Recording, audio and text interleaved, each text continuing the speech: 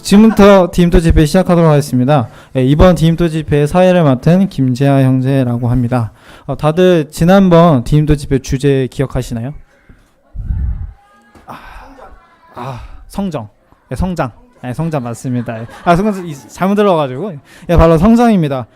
성장하는 데 있어서는 많은 것들이 기준이 되고 또 많은 것들이 중요합니다. 다들 아시겠지만 하지만은 저희들이 얘기를 해본 결과 그 중에서 제일 중요한 거는 사랑이라고 생각을 해서 이번 주제를 사랑으로 결정을 했습니다. 그래서 이번에 계속 디임토 집회를 참석하시면서 이 주제랑 어떻게 연결이 되는지를 계속 곱씹으면서 이 하나님의 사랑이 어떠한지를 묵상하게 되는 집회가 됐으면 좋겠습니다. 그러면 이제 회중 찬양과 함께 디임토 집회를 시작 후 기도로 바로 기도가 있겠습니다.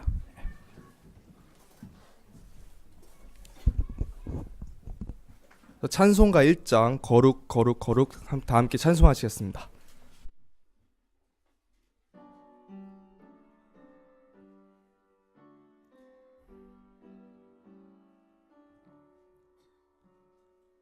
거룩 거룩 거룩 전능하신 주여 이른 아침 우리 주를 찬송합니다.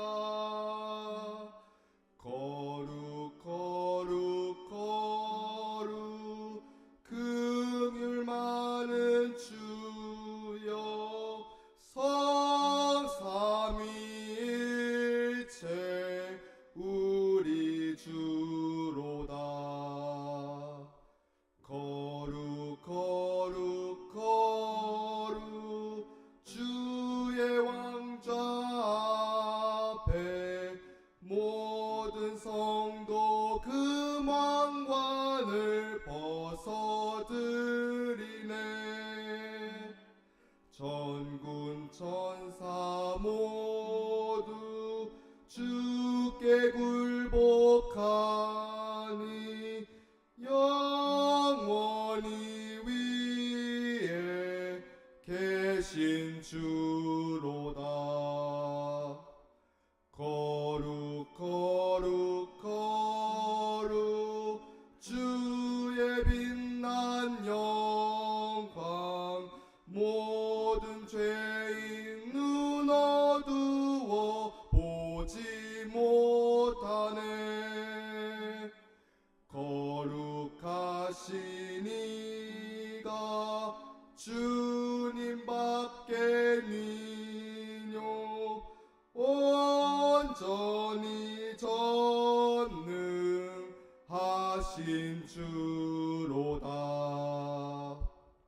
거룩 거룩 거룩 전능하신 주여 천지 만물 모두 주를 찬송합니다. 거룩 거룩 거룩 전능하신 주여 성삼위일체 우리 주로다. 네, 잠시 예배를 위해서 기도드리는 시간 갖도록 하겠습니다. 기도하시겠습니다. 하나님 아버지 감사드립니다. 주님을 높이고 주님께 예배를 드리고자 하는 귀한 마음을 가진 그런 청소년 그리고 청년들이 함께 모일 수 있게 해주심에 감사드립니다. 또한 모두가 자원하는 마음으로 이런 귀한 집회를 준비할 수 있게 해주심에 감사드립니다. 이 시간 말씀을 전하시는 이다원 형제님 또한 서장원 형제님을 위해서 기도드립니다. 말씀을 전함에 있어서 성령님의 주관하심에 따라 말씀을 전할 수 있도록 역사하여 주시고 평안과 담대함 가운데 말씀이 선포되어질 수 있도록 인도해 주시기 원합니다. 또한 이 진리의 말씀을 듣는 모든 이들에게 하나님의 음성에 귀를 기울이고자 하는 그런 귀한 마음을 허락해 주실 것을 기도드립니다. 오늘 사랑이라는 주제로 선포되는 말씀이 머릿속에 하나의 지식으로 남겨지는 것이 아니라 진리로서 삶에 적용될 수 있도록 도와주시기 원합니다. 주님, 특성을 함에 있어서 그리고 말씀을 낭송함에 있어서 능력과 지혜를 주시고 무엇보다 이 모든 것이 주님의 영광과 주님의 기쁨을 위한 것임을 항상 기억하게 해주시길 원합니다. 매 순서마다 자기 자신이 아닌 주님께 집중할 수 있도록 각자의 마음을 인도해 주시기 원합니다. 이 예배를 통해 오로지 주님께서만 높여주시기 원하며 이 모든 말씀 우리 주 예수 그리스도 이름으로 기도드렸습니다. 예, 다음으로는 성경 암송이 있겠습니다.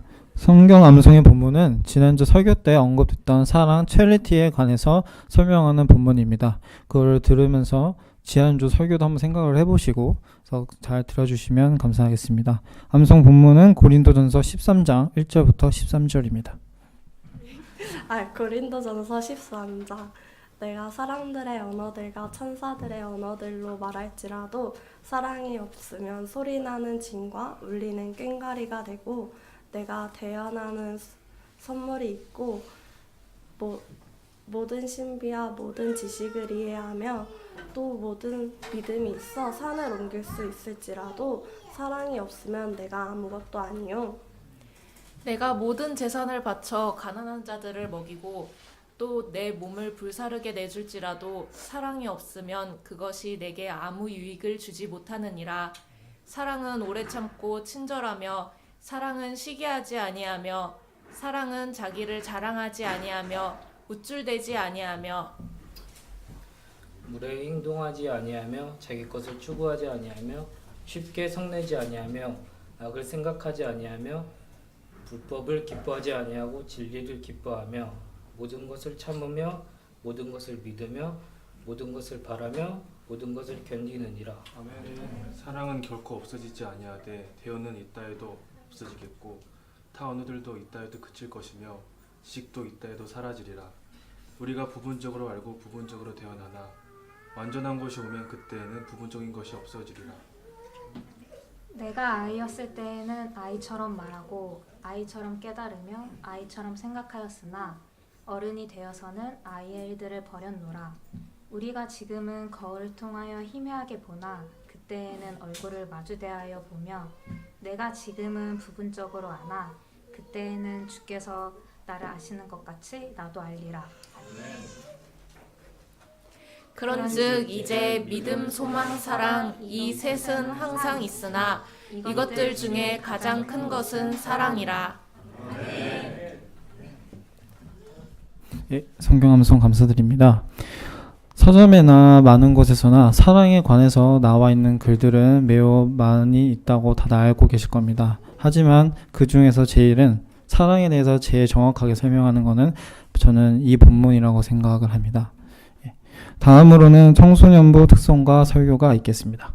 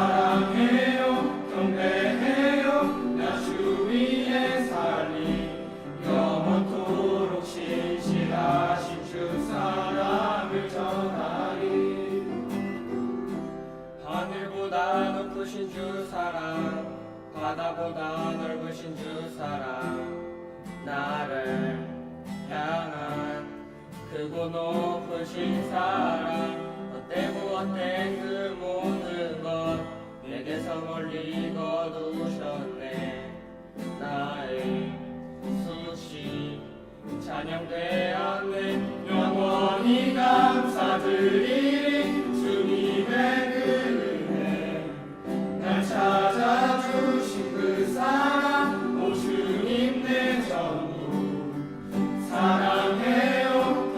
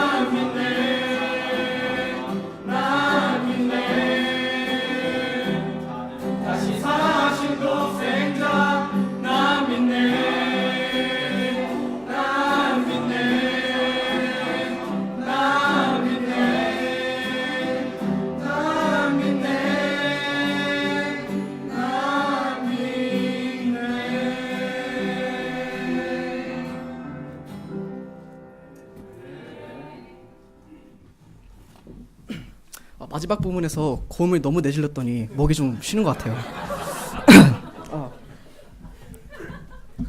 말이 안 나오는데요.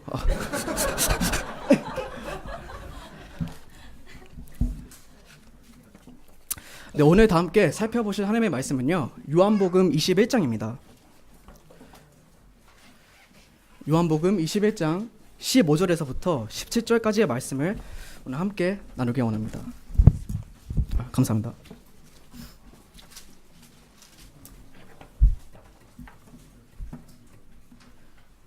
네, 15절 말씀을 제가 읽고 16절 말씀을 여러분이 읽어주신 뒤에 17절 말씀은 다 같이 읽도록 하겠습니다. 이처럼 그들이 먹은 뒤에 예수님께서 시몬 베드로에게 이르시되 요나의 아들 시몬아 내가 이것들보다 나를 더 사랑하느냐 하시니 그가 그분께 이르되 주여 그러하나이다. 내가 주를 사랑하는 줄 주께서 아시나이다 하매 그분께서 그에게 이르시되 내 어린 양들을 먹이라 하시고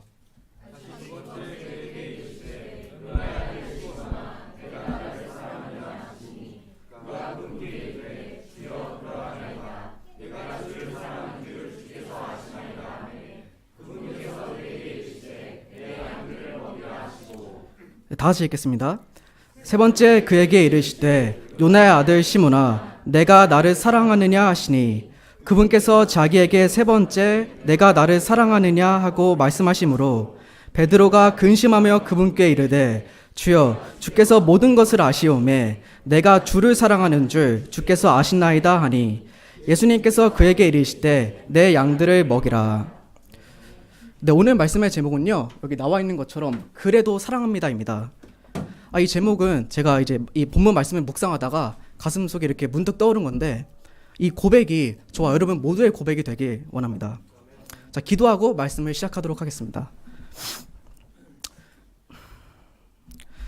살아계신 하나님 아버지, 이 시간 저에게 들을 귀를 열어주시기 원합니다. 말씀의 씨앗을 숨막히게 하는 그런 가시나무들로 가득한 땅이 아니라 정말 하나님의 말씀을 저희가 잘 열매 맺게 할 수 있는 그런 좋은 땅의 마음을 저에게 이 시간 주시기 원합니다. 남은 시간도 주님께 모두 부탁드리오며 주 예수 그리스도 이름으로 기도드렸습니다. 네, 현 시대에 가장 만연해 있는 것처럼 보이지만 정작 찾아볼 수 없는 것이 하나 있다면 그것은 바로 사랑일 것입니다. 오늘날 우리는 그야말로 사랑이 넘쳐나는 것 같은 시대에 살고 있습니다.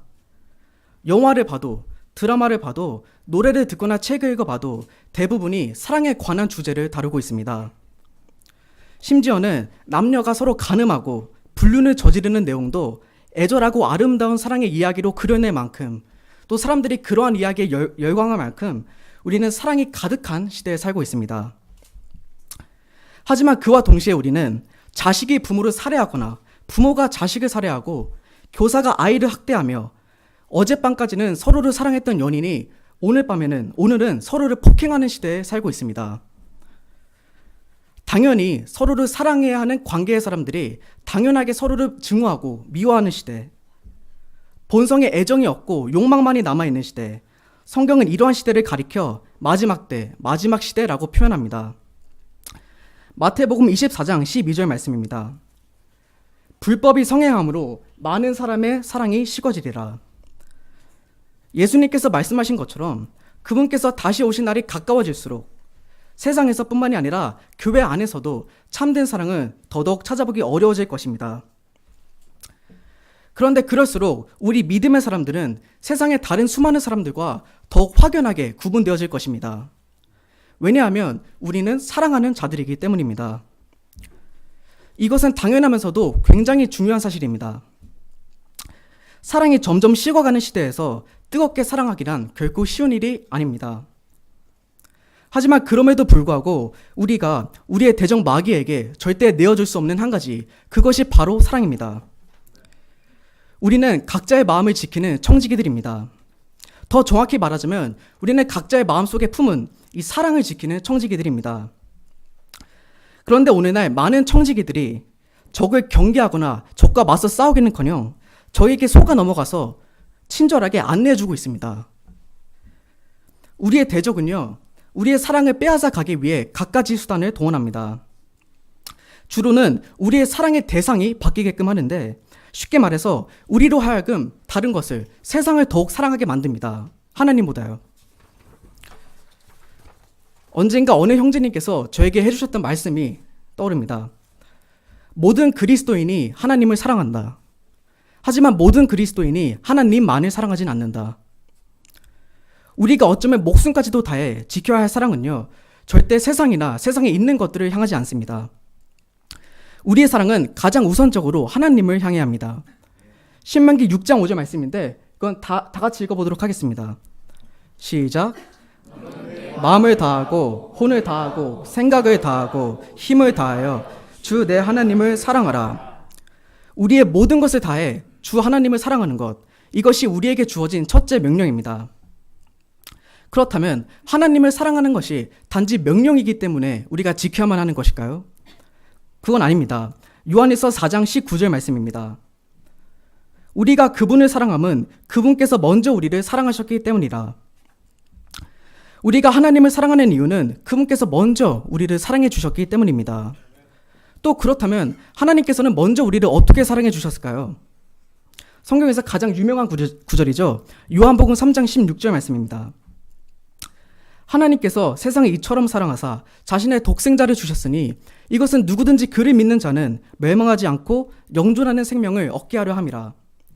그분께서 먼저 우리를 어떻게 사랑하셨나요? 이처럼 사랑하셨습니다. 이처럼이라는 단어 하나에는 그 찬송가의 가사처럼 하늘을 두루마리 삼고 바다를 먹물 삼아도 결코 다 기록할 수 없다는 그 놀라운 하나님의 사랑이 압축되어 있는 것입니다. 따라서 우리가 받은 사랑은 절대 가벼운 사랑이 아니었음을, 또한 우리가 여전히 받고 있는 사랑도 가벼운 사랑이 아님을 우리가 항상 명심할 수 있길 원합니다. 예수님께서 우리를 위하여 대신 죽으셨습니다.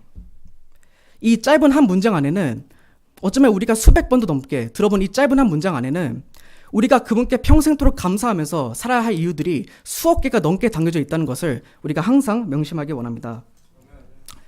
자, 오늘 본문 말씀에서 예수님께서는 베드로에게 물으셨습니다. 내가 나를 사랑하느냐? 2000년이라는 세월이 흐른 지금 예수님께서는 이제 우리에게 묻고 계십니다. 내가 나를 사랑하느냐? 이건 우리가 청지기로서 우리의 직무를 잘 이행하고 있는지 그것을 여쭈시는 것입니다. 내가 너에게 맡긴 것을 잘 지키고 있느냐? 연인들은 종종 서로의 사랑을 확인하고 싶을 때면 자기야 나 정말 사랑해? 라고 묻곤 합니다.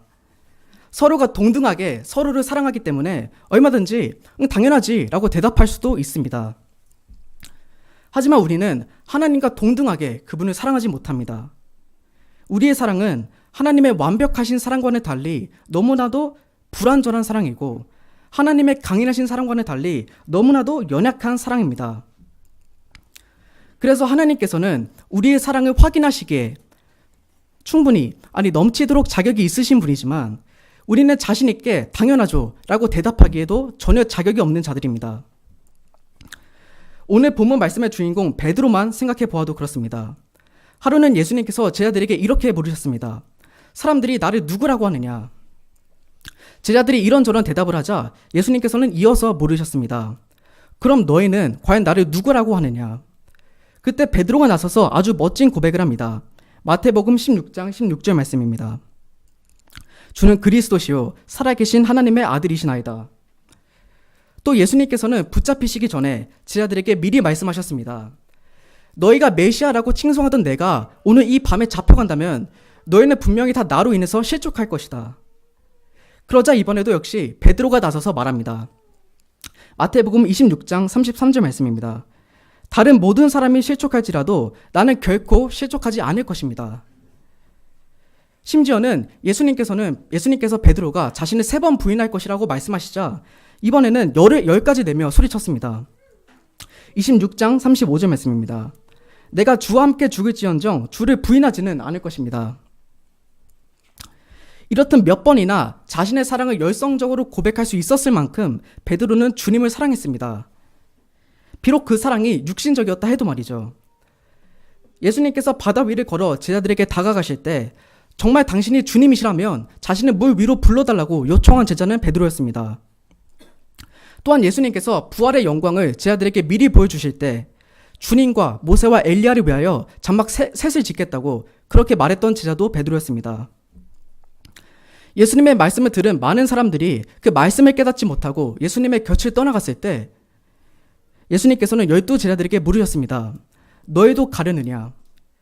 그때 그 즉시 영생의 말씀들이 주님께 있었는데 우리가 누구에게로 가겠습니까? 라고 자신 있게 대답한 것도 베드로였습니다. 베드로는 이처럼 언제나 주님을 향한 뜨거운 열망을, 뜨거운 사랑을 가지고 있었습니다. 하지만 우리가 잘 알고 있는 것처럼 베드로의 이러한 사랑은 예수님께서 배반당에 끌려가신 그 밤에 너무나 쉽게 무너져 버렸습니다. 잠시 그 이야기를 살펴보겠습니다. 누가복음 22장 54절입니다.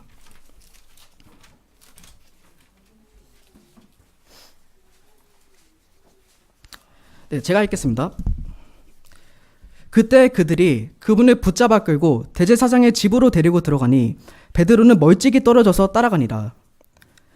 그들이 집회장 한가운데 불을 피우고 함께 자리를 잡음에 베드로도 그들 가운데 앉으니라.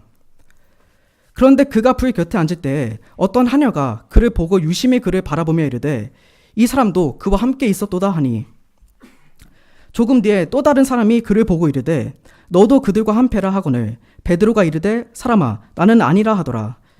1시간쯤 시간이 지나서 또 다른 사람이 확신 있게 단언하여 이르되 이 자는 갈릴리 사람이므로 진실로 그와 함께 있었느니라 하매 베드로가 이르되 사람아 나는 내가 무슨 말을 하는지 알지 못하노라 하더라. 그가 아직 말할 때 즉시 수탉이 울더라. 주께서 돌이키사 베드로를 바라보시니 베드로가 그분께서 자기에게 하신 말씀 곧 수탉이 울기 전에 내가 나를 3번 부인하리라 하신 주의 말씀을 기억하고 나가서 비통하게 우니라.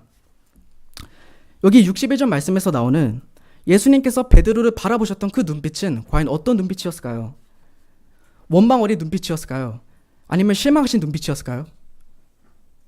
아니요. 베드로를 나가서 비통하게 울게 만들었던, 정말 벽을 붙잡고 눈물을 쏟게 만들었던 그 눈빛은 분명히 여전히 사랑이 가득 어려있는 눈빛이었을 것입니다. 나는 너를 그래도 사랑한단다. 내가 나를 부인해도 그래도 나는 너를 사랑한단다. 이 의미가 담겨있는 눈빛이었을 것입니다. 하나님께서 우리에게 제시해 주신 사랑은요, 조건적인 사랑이 아닙니다. 요구적인 사랑도 아니고요, 한계적인 사랑도 아닙니다. 차별적인 사랑도 아니고 우리의 사랑처럼 손해와 이익을 따지는 사랑도 아닙니다. 하나님의 사랑은 변함없는 사랑입니다.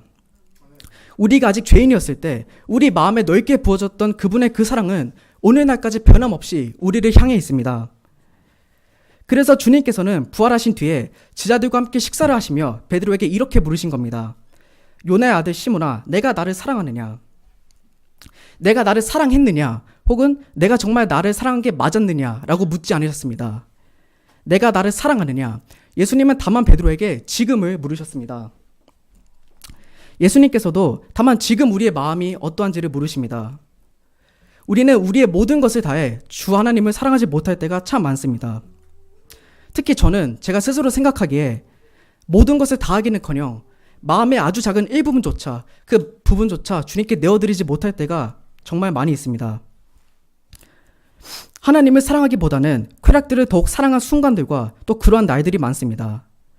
그리고 그러한 날들과 순간들로 인해서 마치 예수님을 부인한 뒤에 베드로가 일상으로 돌아와 바다에서 그물을 던졌지만 아무것도 잡지 못한 것처럼 절망했던 적은 훨씬 많습니다. 하지만 어느 날 저에게 감사와 찬양이 되는 것은 그래도 하나님께서는 저를 사랑해 주신다는 사실입니다.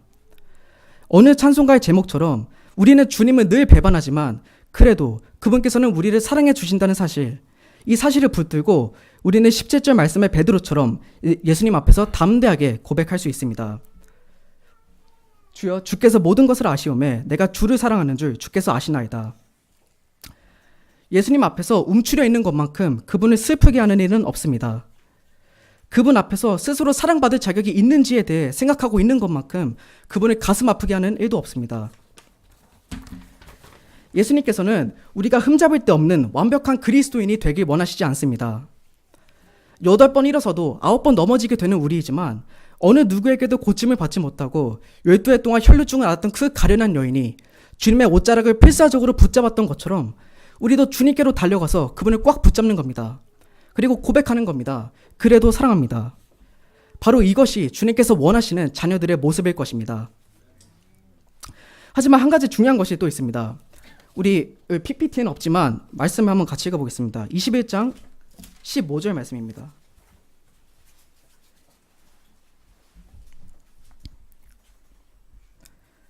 이 15절 말씀을 여러분께서 읽어주시겠습니다. 시작.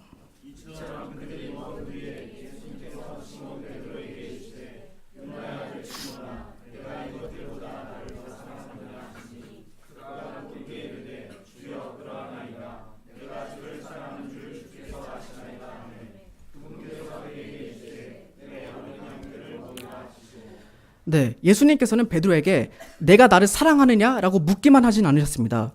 그분께서는 3번 물으시고 또한 3번 명령하셨습니다.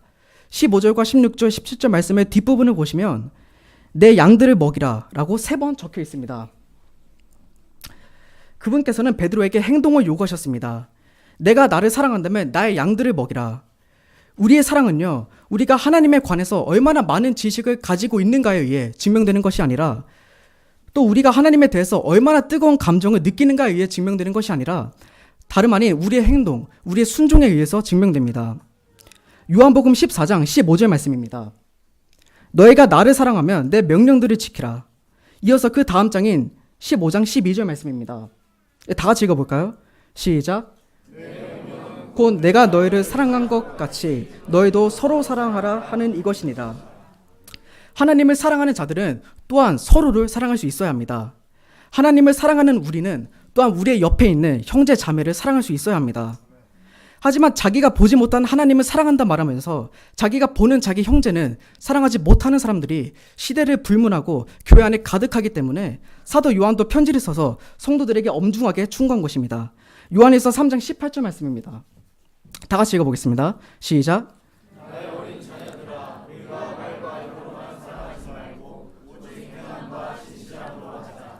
우리가 서로를 사랑할 때 무엇보다 우리에게 순종이 요구되는 이유는 우리가 서로를 마치 예수님께서 우리를 사랑하신 것처럼 사랑해야 하기 때문입니다.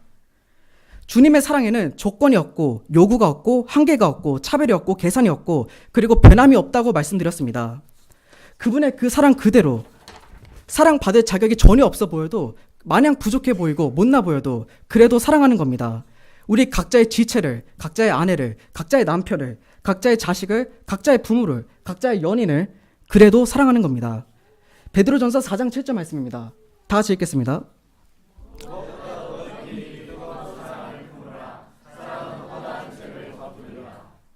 굉장히 덥네요.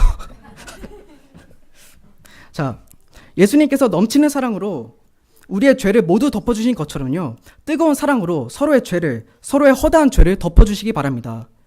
죄를 덮어준다는 건요, 그 죄를 모른 척 해준다는 의미가 아닙니다.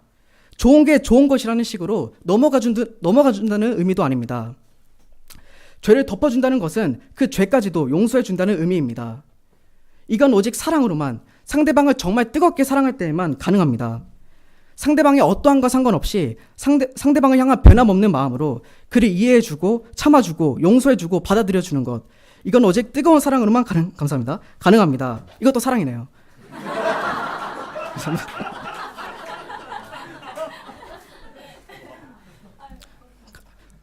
제가 이게 원래 말씀을 이렇게 흥분하게 읽을 생각 없었는데 덥다 보니까 흥분하게 되네요. 자, 그래서 서로를 사랑할 때 오직 뜨거운 사랑으로만 서로를 사랑하시기 바랍니다. 상대방이 자격이 있든 간에 없든 간에 상대방을 향한 변함없는 마음으로 그 사람을 이해해주고 참아주고 용서해주기 바랍니다. 이제 말씀을 정리하겠습니다. 사랑이 상시되어 가는 시대, 참된 사랑이 상시되어 가는 이 시대에 우리는 사랑해야 합니다. 하나님을 사랑해야 하고요, 하나님께서 주신 나의 형제 자매를 사랑해야 합니다. 주님의 사랑은 받기에는 가장 쉬운 사랑이지만 주기에는 가장 어려운 사랑입니다. 하지만 사실 사랑에는 어려운 것도 쉬운 것도 없습니다. 왜냐하면 사랑은 불가능한 것을 노력을 통해서가 아니라 자연스럽게 가능하게 만들어주기 때문입니다. 그래서 하나님과 더욱 깊게, 정말 헤어날 수 없을 만큼 깊게 사랑에 빠져주시기 바랍니다. 그리고 우리의 교회가 예수님의 제자들로 가득 찬 교회가 되길 원하고 믿음이 자라나고 사랑이 넘치는 교회가 되길 원합니다. 말씀을 마치기 전에 기도하고 마치겠습니다.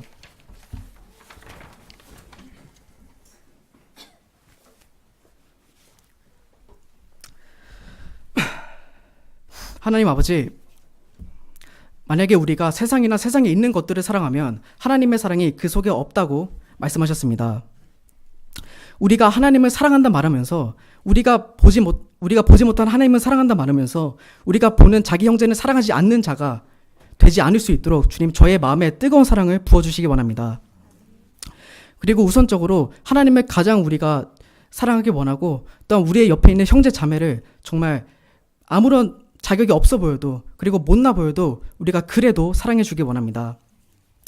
남은 순서도 모두 주님께 부탁드리오며 주 예수 그리스도의 이름으로 감사하며 기도드렸습니다. 다은 형제의 설교 정말 많이 은혜가 되었습니다. 저도 이렇게 부모님하고 제가 베풀었던 사랑, 연인 간의 사랑, 친구 간의 사랑에 대해서 보면은 계속 많이 듣고 줘야 된다, 베풀어야 된다고 계속 배우고 생각을 하고 실천하려고 하지만은 정작 힘든 상황이나 그럴 때 보면은 오히려 베풀어야 되기보다는 받으려고 했던 것 같습니다. 근데 특송 가사에 이제 영원토록 신실하신 주의 사랑아 전하라는 것처럼 베드로는 참으로 이 사랑을 베풀었습니다. 그래서 저희 교회 또한 이런 베드로처럼 이 영원토록 신실하시고 완전한 사랑을 꼭 통로로서 이렇게 사용했으면 좋겠습니다. 그 다음으로는 이제 청년부 특송과 설교가 있겠습니다.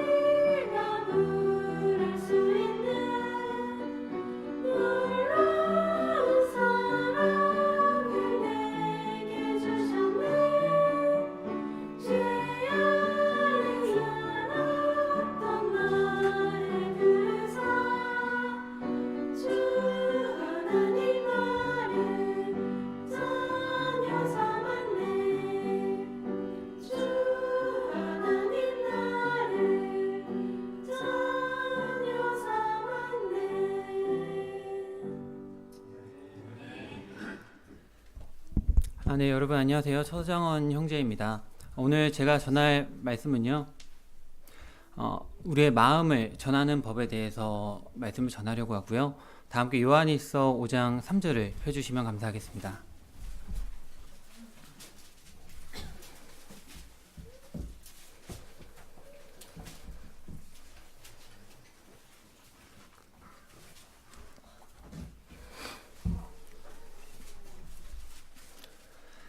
네, 그러면은 다 피신 줄 알고 다 같이 읽어보도록 하겠습니다.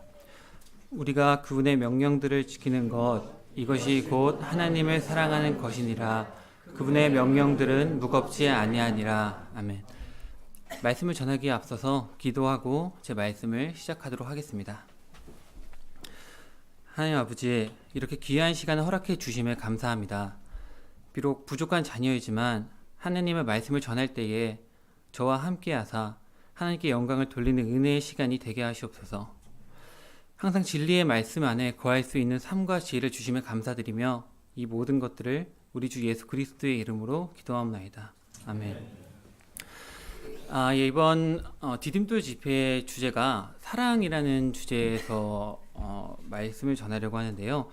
이 사랑이라는 주제에 대해서 제가 말씀을 전하기 위해서 성경을 묵상하면서 성경 읽을 때 굉장히 고민이 많았습니다. 어떤 주제의 사랑에 대해서 전해야 될지요. 이 우선적으로 이 사랑이란 무엇일까요? 참 어려운 단어 같습니다. 각 사람마다 이 사랑에 대해서 정의를 하는 방법은 각 사람마다 다를 것이라고 생각이 들어요. 그 중에서 이 사전적인 의미는 어떤 사람이나 존재를 몹시 아끼고 귀중히 여기는 마음 또는 그런 일을 뜻한다고 합니다. 그러면 성경적인 의미는 어떤 뜻을 가지고 있을까요? 성경적인 의미는 아끼고 위하고 한없이 베푸는 이타적인 마음이나 행위 또는 다른 사람의 안녕에 대한 호의적인 관심을 말합니다. 오늘은 하나님께서 우리를 사랑하신 것처럼 하나님께 우리의 마음을 전하는 법에 대해서 말씀을 전하고자 합니다. 혹시 저희 교회 성도님들께서는 이렇게 짝사랑을 해보신 적이 있으실까요? 짝사랑을 해보신 적이 있으실까요? 없으세요? 저는 다른 남들에 비해서 인물이 되게 훤칠한 것도 아니고요. 그렇다고 이렇게 언변이 되게 뛰어난 것도 아니고요. 그렇다 보니까 잠시 이 짝사랑을 했던 기간이 있었던 것 같습니다. 사실 이제 인형자매와 제가 교제를 하고 있다 보니까 사실 인형자매를 처음 본 순간에 그냥 제 마음을 되게 많이 표하고 싶었어요. 그래서 그냥 제 방식대로 제가 그냥 행동 가는 대로 제 마음을 표하곤 했습니다. 근데 무턱대고 제 마음을 전하기만 했다 보니까 과연 인형자매한테 제 마음이 전달이 됐었을까요? 아닙니다. 결과는 처참했고요. 이렇게 몇 번의 구애 끝에 인형자매의 마음, 저의 마음을 인형자매한테 전달할 수 있었습니다. 그런 이유는 인형자매가 무엇을 싫어하는지도 모르고 어떤 것을 좋아하는지도 모르고 제 마음을 전달하기 때문에 제 마음이 전달되지 않았다고 생각을 합니다. 제가 좋아하는 대상에게 어떤 마음으로 전하고 있을까? 그렇다면은 과연 하나님께 저의 마음을 온전히 전달하고 있을까라는 생각을 하게 되었고요. 그렇다면 하나님께서는 저를 사랑하시고 계신 게 저를 짝사랑하고 계신지 않을까라는 생각을 하게 되었습니다. 네, 이제 본문 말씀을 보면요. 요한일서 5장 3절에 우리가 그분의 명령을 지키는 것 이것이 곧 하나님을 사랑하는 것이니라. 그분의 명령들은 무겁지 아니하니라 라고 적혀 있습니다. 하나님을 사랑하는 것, 하나님께 저희의 마음을 전하기 위해서는 단 한 가지 조건만 지켜지면 되는 것입니다. 그래서 오늘은 그 한 가지 조건에 대해서 제가 말씀을 전하려고 합니다. 본문 말씀에는 그분의 명령들을 지키는 것이 곧 하나님을 사랑하는 것이라 라고 나와 있는데요. 그렇다면 그 하나님의 명령들에는 어떤 것들이 있을까요? 마가복음 12장 29절에서 31절 말씀을 보면요. 예수님께서 그에게 대답하시되 모든 명령 중에서 첫째 명령은 오 이스라엘아 들으라. 주 우리 하나님은 한 주시니 너는 내 마음을 다하고 혼을 다하고 생각을 다하고 힘을 다하여 주 내 하나님을 사랑하라 이니라. 이것이 첫째 명령이니라. 둘째 명령은 곧 이것과 같으니 너는 내 이웃을 내 자신과 같이 사랑하라 이니라. 이것들보다 더 큰 다른 명령은 없느니라 하시매. 이처럼 하나님께서는 저희에게 단 두 가지 명령만을 말씀하셨습니다. 그 첫 번째는 제 마음과 혼과 생각과 힘을 다해서 우리 주 하나님을 사랑하는 것입니다. 누군가에게 마음을 전하기 위해서 자기의 마음을 전하기 위해서는 자기의 진심이 전달돼야 된다고 생각합니다. 당연하겠지만 내가 좋아하는 대상이나 사랑하는 대상에게 자기의 마음을 마음을 표현하고자 하는데 그것을 어떤 거짓된 마음으로 아니면 그냥 표면적인 이야기들로만 전하는 사람은 없을 것입니다. 만약에 자기의 마음을 전부 전하지 않고 다른 생각을 하면서 자기의 마음을 전한다면은 과연 이 사람이 나를 좋아하는 건가? 혹시 그냥 저희가 혹시 속히 그냥 떠본다라고 하죠. 그냥 나를 떠보는 건 아닐까라고 착각을 하게 될지도 모릅니다. 따라서 누군가에게 자기의 마음을 온전히 전하기 위해서는 그 순간만큼은 그 사람에게 자기의 마음을 집중해서 전해야 된다고 생각합니다. 또한 그 사람이 좋아하는 방식으로 자기의 마음을 전하는 것도 중요하다고 생각이 드는데요. 그 사람을 좋아한다고 해서 자기의 방식대로 마음을 전하는 것이 과연 옳은 방법일까요? 그렇다면 제가 인형 자매한테 저의 방식대로 마음을 표현했을 때 저는 당연히 성공해야 됐겠죠. 근데 성공하지 못했고요. 하지만 인형 자매에게 표현하는 방식이 제가 좋아하는 방식이 아니었기 때문에 저의 마음이 전달되지 않았던 것입니다. 사무엘기상 12장 24절 말씀을 보면요. 주께서 너희를 위하여 얼마나 큰 일들을 행하셨는지 깊이 생각하여 오직 그분을 두려워하며 너의 마음을 다해 진리 안에서 그분을 섬기라 라고 말씀하셨습니다. 하나님을 사랑하는 방법 역시 사람마다 여러 방법이 있다고 생각하지만 중요한 것은 저의 마음을 다해서 진리 안에서 이 진리 안에서 그분을 섬기는 것이라고 생각합니다. 또한 이 하나님을 사랑한다는 것은 우리의 영혼을 사랑하시는 주님께 우리의 신실함을 보이는 것이라고 생각합니다. 시편 32편 23절 말씀을 보면요. 오 주의 모든 성도들아 너희는 그분을 사랑하라. 주께서 신실한 자는 보존하시되 교만히 행하는 자는 넘치게 대갚아 주시느라 라고 말씀하셨습니다.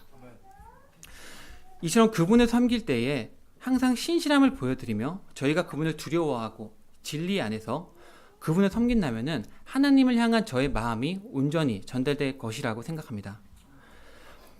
하나님께서는 저희가 그분의 뜻 안에 거하길 원하시지 그분 밖에 있길 원치 않아 하십니다. 따라서 저희가 하나님께 마음을 전하는 과정에서 많은 방향으로 혹은 잘못된 방향으로 마음을 전하고 있을 수 있지만 저의 마음과 혼을 다해서 그분을 찾는다면은 우리 주 예수 그리스도에게 저의 마음이 전달될 것이라고 생각하며 이를 기억해 주셨으면 합니다.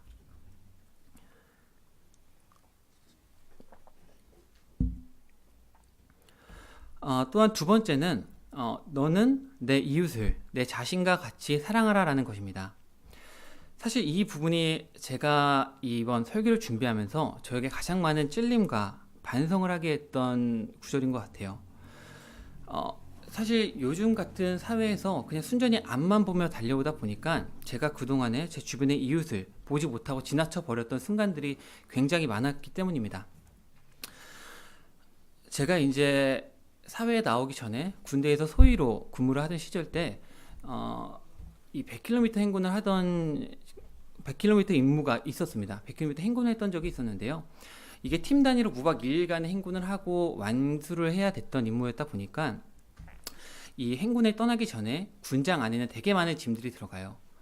야전삽, 수통, 자기 전투복들, 그리고 무박 2일 동안에 계속 걸으면서 물을 먹어야 되기 때문에 1.5리터 페트병을 또 2개를 들고 가서 거의 20km 이상의 짐을 메고 100km 행군을 시작을 하게 됩니다. 이 100km 행군을 걷다 보면은 사실 한 40km만 걸어도 이제 제 발이 아닌 것 같고 사실 그냥 오로지 내 몸만을 신경 쓰게 됩니다. 그렇게 걷고 있는 와중에 이 뒤쪽에서 오던 팀원 한 명이 발목을 접질렀던 순간이 있었어요. 아무래도 이 팀 단위로 진행이 돼도 좋은 성적을 받아야 되다 보니까 다른 팀들보다 먼저 결승선에 통과하는 팀이 조금 더 높은 가산점을 받게 됐고요. 조금 더 좋은 결과를 취하게 돼 있었습니다. 근데 과연 저희가 그렇다고 해서 발목을 다친 친구를 그냥 의무대로 보내고 저희만 그 결승선을 통과했다라면은 과연 그 임무 자체가 의미가 있었던 임무였을까요? 결승선을 다른 팀들보다 빠르게 통과할 수는 있었겠지만 어떠한 가산점도 의미도 없었을 것이라고 생각이 됩니다. 왜냐하면은 그 임무 자체는 팀 단위 임무였고요. 그 임무를 통해서 보고자 하는 또한 평가하고자 하는 목적이 있었기 때문입니다. 오늘 본문 말씀처럼 하나님의 명령을 지키는 것, 이것이 저희에게 주어진 임무이고요. 그 명령을 통해서 하나님께서 저희를 통해 보고자 하시는 것이 있을 거라고 생각이 듭니다. 그렇다면 어떤 방식으로 내 이웃을 사랑하고 또 이를 통해서 저에게 보고자 하신 것은 무엇일까요? 하나님께서는 저희에게 이웃에 대하여 어떻게 대할 것인지에 대해서 말씀해 주시고 계신데요. 로마서 13장 10절 말씀에 사랑은 자기 이웃에게 해를 끼치지 아니하나니 그러므로 사랑은 율법의 완성이니라. 그리고 마가복음 12장 33절을 말씀 살펴보면은 또 마음을 다하고 지각을 다하고 혼을 다하여 힘을 다하여 그분을 사랑하는 것과 자기 이웃을 자신과 같이 사랑하는 것이 전체를 드리는 모든 번제 헌물과 희생물보다 더 나으니이다 하며 이와 관련된 이 이웃과 관련된 대부분의 말씀들을 살펴보면요. 이웃에게 하지 말아야 될 것들을 언급하심으로써 우리가 이웃 사랑을 어떻게 실천할 것인지를 말씀해 주시고 계십니다. 이웃에게 해가 되거나 피해가 되거나 가는 행동들은 어리석은 자의 행동들임을 계속해서 말씀해 주시고 계십니다.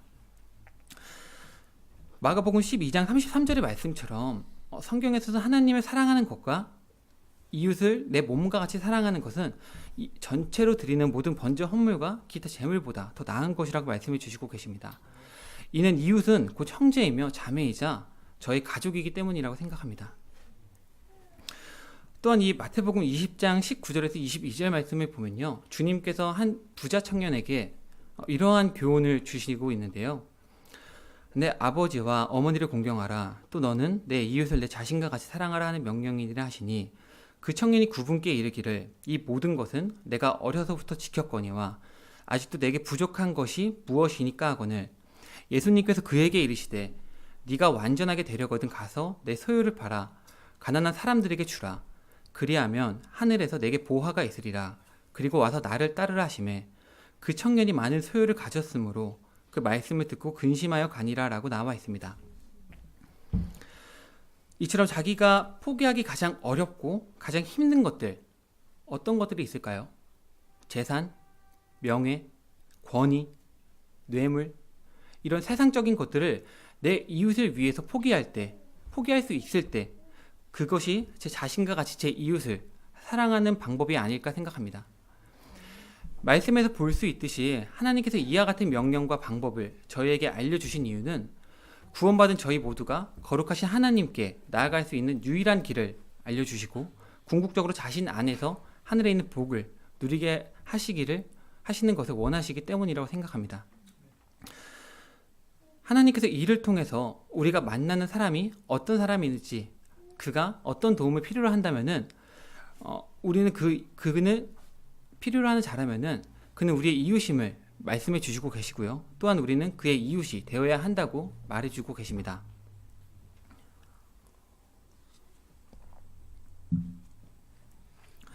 이 하나님을 사랑한다는 것, 곧 하나님께 저희의 마음을 전하는 것은 어렵지 않다고 생각합니다. 그분께서 명령하신 조건들, 제 마음과 혼과 생각과 힘을 다해서 그분을 사랑하는 것, 그리고 주님께서 말씀으로 알려주신 것처럼 내 이웃을 사랑하는 것을 실천으로 옮긴다면은 우리의 마음이 하나님께 전달될 것이라고 생각합니다. 이제 기도함으로써 제 설교를 마치도록 하겠습니다.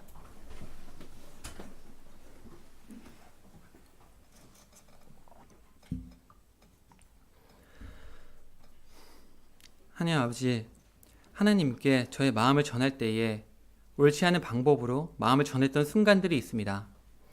제가 하나님의 명령들을 따를 때에 주님께서 저의 행동들을 주관하사 진리 안에서 명령들을 지킬 수 있게 하여 주시옵고 저의 신실함을 계속해서 지켜봐 주시기 바랍니다.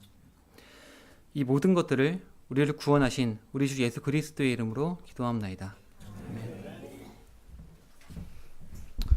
곧 예비신랑이라서 그런지 사랑에 대해서 많이 집중해서 본 것 같습니다. 네. 저는 아직 멀었지만 또 되게 유심히 잘 들었던 것 같습니다. 네. 그래서 마지막으로 이제 찬송가 326장 하나님의 은혜 회중 찬양하고 다시 제가 나와서 마무리하고 마치도록 하겠습니다. 찬송 가사처럼 하나님의 은혜로 저희가 여태까지 살아오고 지금도 살아갈 수 있으며 앞으로 살아갈 수 있기 때문에 또 오늘 사랑을 기억하면서 큰 소리로 하나님께 영광 돌리며 하나님의 은혜에 감사하는 시간을 갖기 원합니다.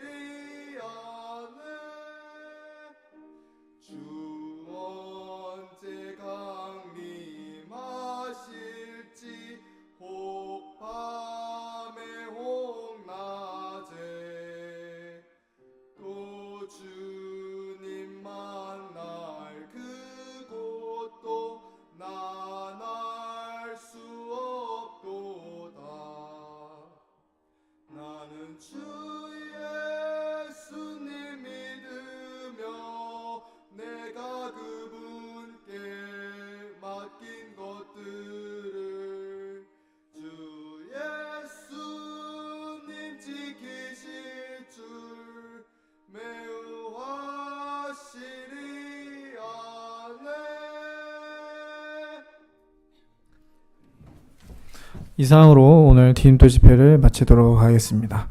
참석해 주셔서 감사합니다.